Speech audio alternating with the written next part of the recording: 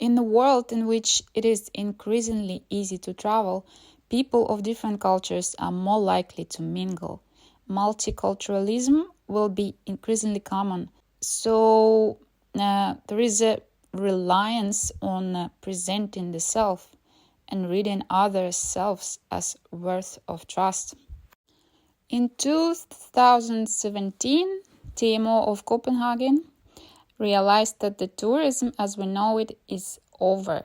They introduced the concept of localhood as a long-term vision where locals and visitors share the experience of localhood. So everyone is becoming local everywhere.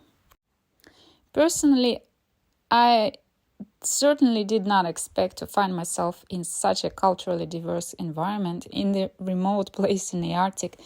I'm exposed to intercultural communication basically in every aspect of my life, at university, at work, in personal relationships. I can also refer to myself as a tourist who has become a temporary local exploring northern Norway. If you look at the picture on this slide, it's a part of our class. We went on barbecue during the first year of our studies, and on the picture we have representatives of China, South Korea, Ukraine, Indonesia, Japan, and Russia. In the beginning of our studies, I think we had 16 different nationalities in the class, which is crazy. And if we speak about Alta, and TMO Visit Alta also emphasizes the idea that Alta historically was a meeting place for different cultures.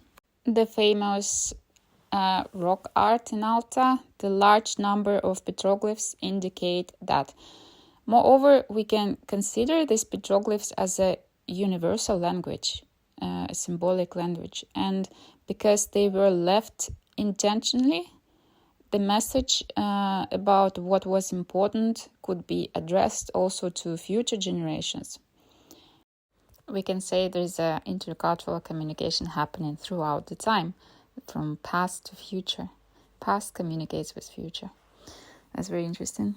For thousands of years, people were moving across the borders, meeting, trading, falling in love in this area, celebrating change of seasons, just like we do today. And today, the local community in Alta is characterized by a far greater cultural diversity with people from different nations. But of course, authentic multiculturalism always involves conflict.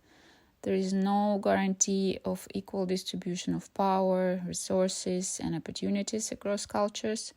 And since all of us who came here from all over the world, we coexist in the context of Norwegian culture, which is not even native here, but anyways, it sets the rules and norms for us. So the point is, every culture involved in this interaction is transforming to some degree. It is not only us foreigners who should adapt, also the host culture. Since cultural diversity is inevitable in a modern world, we should just embrace it and benefit from it, because there are a lot of perks in it.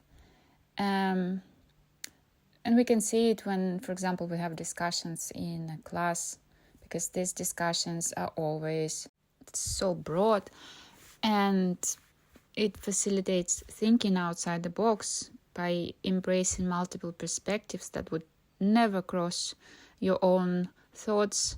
It facilitates the ability to question your own beliefs, acquire new skills, knowledge, integrate ideas that we develop together.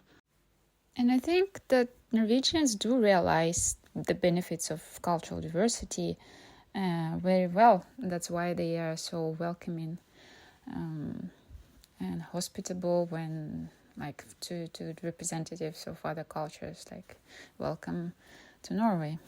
And they're really nice when you come here. But then in every culture, of course, there are rules that are usually unspoken.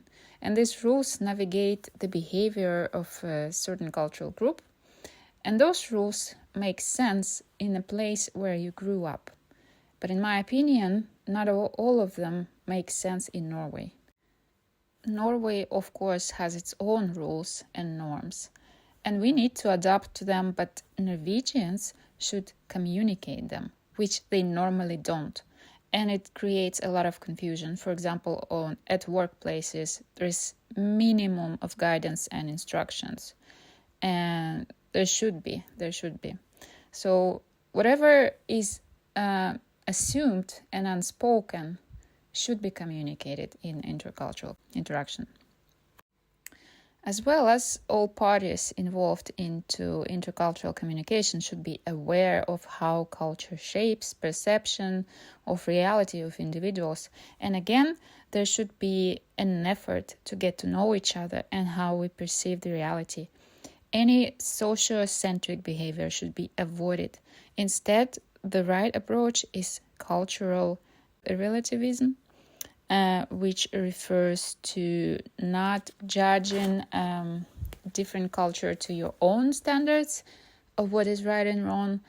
Instead, we should just understand cultural practices of other groups in their own cultural context. Well, that was it. Thank you for your attention.